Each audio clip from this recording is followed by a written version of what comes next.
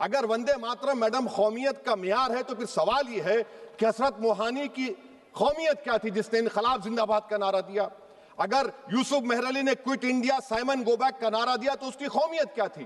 اگر حیدرآباد سے مولوی علاؤالدین جو مکہ مسجد کا پہلا مجرم ہے کالا پانی میں، اور تورے باز خان جو مار کر لاش کو لٹکا دیا گیا تھا حیدرآباد میں 8 دن تک، اس کی قومیت کیا تھی؟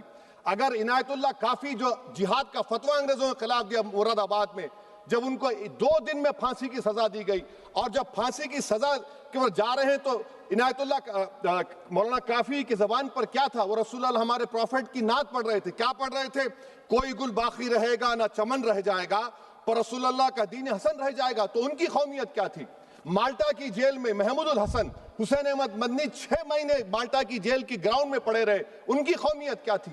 علامہ فضل حق خیر آبادی کا وہ سیل کالا پانی کا پکار کر ان سے پوچھ رہا ہے جو وہیں پر مر گئے، خبر وہاں پر ہے، بتاؤ میری قومیت کیا تھی؟ میڈم میں ایک مسلمان ہوں، میں اسلام کو ماننے والا باوقار انسان ہوں، اور میرے مذہب کی بنیادی تعلیم توحید ہے. لا الہ الا اللہ، نہیں ہے کوئی خدا سوائے اللہ کے.